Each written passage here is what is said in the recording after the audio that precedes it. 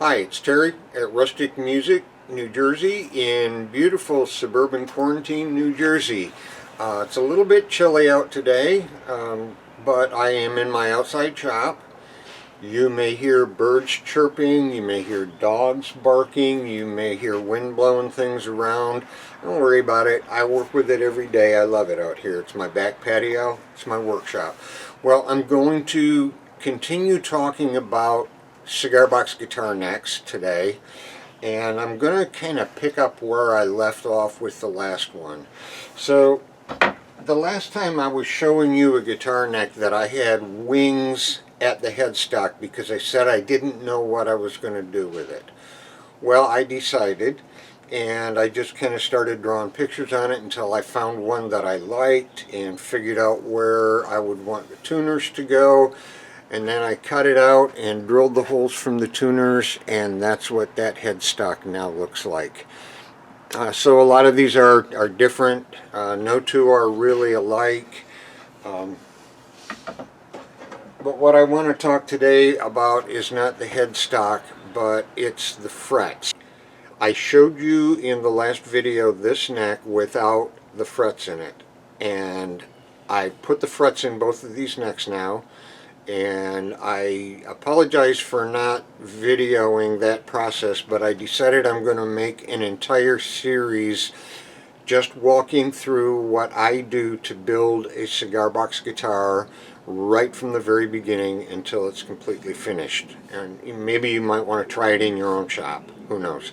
But at any rate, this is now got the frets in it, and I'm going to show you just a little bit about that. This is my tube that my fret wire is always in, and I've always got a bunch of this kicking around. The fret wire looks like this, and I don't know if you can tell, it's got this smooth fret top, and then on the bottom it's got a little tang, and that's what gets tapped into the slot. And what I do is I tap this into the slot, and then I clip it off with wire cutters. And what we're going to be doing today is working on the rough part of where I clipped it off with the wire cutters. And I'm going to show you something else. The fret wire is made out of nickel steel. It's not very hard, but if you tap it in with something any harder than it is, you'll dent it. So you can't use a regular hammer on it. A lot of luthiers use a hammer with a plastic head on it. I use this guy. It's made out of brass. It's light. I can get a nice solid swat on it, get the fret wire set, and then once it's just barely set in the slot, I take a piece of oak that's really hard, but it's softer than this and it's softer than the fret wire. I lay it on top of the fret and I slap that with the hammer, and that seats it good and solid. And then I cut it off. So now when it gets cut off, it's got these very sharp edges, and they hang out past the neck, and you don't want them there when you're playing it. You also don't want to bang up the neck too much when you're cleaning these up. So the first thing I do after I get the frets on, when it's time to clean them up, is that I cover all the wood with painter's tape. This is not the everyday painter's tape that you get. The normal painter's tape is blue, and blue painter's tape is what I call hardtack. That means that it sticks very hard. It's got very solid glue on it. I use it sometimes, but I prefer this purple. It's a low tack. It's got glue on the back of it. It sticks, but it's not going to peel stuff off when it comes off. And that's not so much important on the neck as it is on the cigar box. Using the high tack blue tape on a cigar box, I have actually ripped the paper or ripped some of the artwork off with it. That's when I found the low tack. I used this. So anyway, on this neck, I've covered up all the wood where I'm going to be working today. And I don't do this completely to protect the wood from tool marks. The name of this shop is Rustic Music New Jersey. Rustic is the key word. These things have a long legacy in history.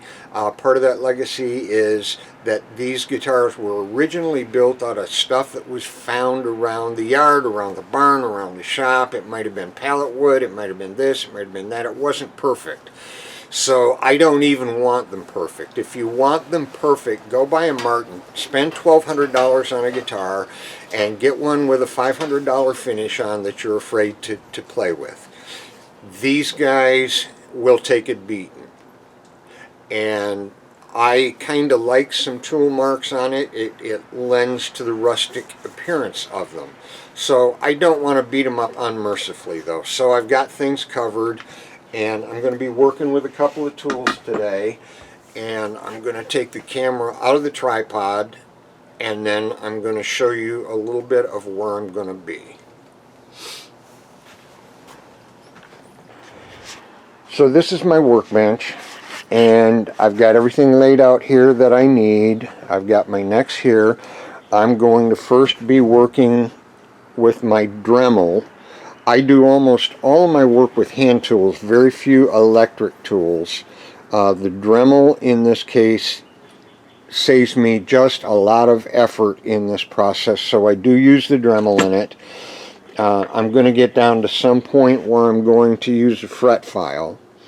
This is not an ordinary three-cornered file. This is one that I've taken, and the corners on the file I've ground off, so there's no filing teeth on the corners, and you'll see why when I get to finishing the frets. This is my workbench where I ordinarily work. This is not where I'm going to be working today. Today I'm going to be working on my chair, and I'm going to be using that chunk of wood right down there as my workbench.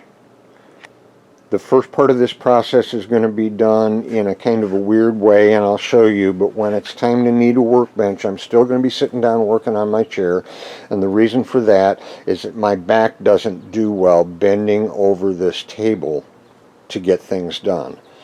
So I'm going to rearrange now, and I'll be back in a minute. Okay, now I'm seated in my position at my little sit-down work area. I've got my guitar neck close at hand, and I've also got my Dremel close at hand. You see my glasses sitting here on my shirt. It's important to have something covering your eyes when you're doing this.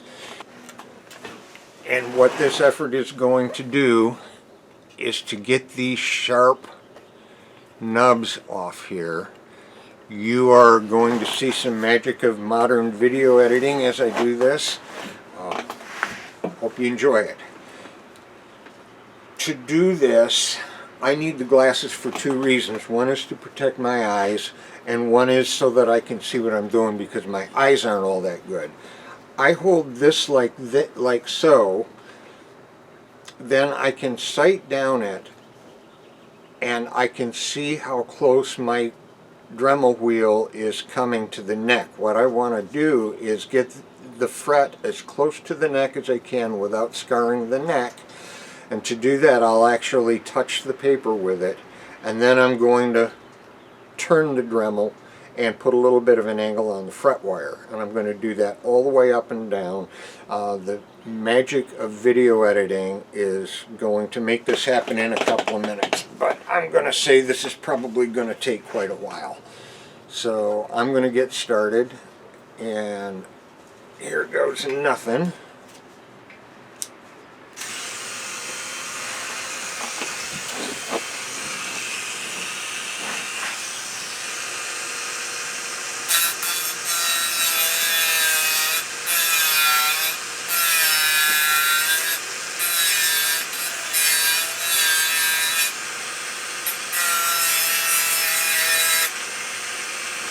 This is done with a very, very light touch because I do want to touch the paper. I don't want to grind into the wood if I can help it.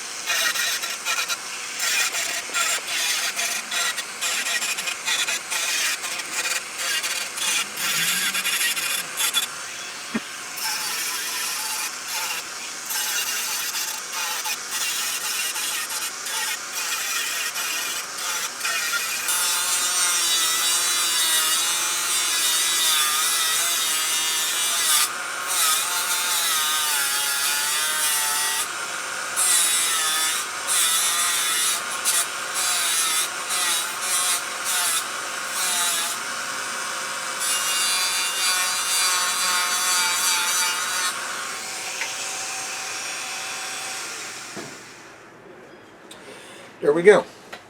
That took me a lot longer to do than it took for you to watch it. I did feel that I touched the wood a couple of times. That's okay. Like I say, it's rustic. A couple of tool marks is not going to hurt these at all. These suckers are sharp before you do this procedure, but now I can run my hands down here. I'll tell you though that I just would not want to deal with the roughness of trying to play it. So I'm going to take a little bit of a break, and through the magic again of video editing, I will be back in just about 2 seconds.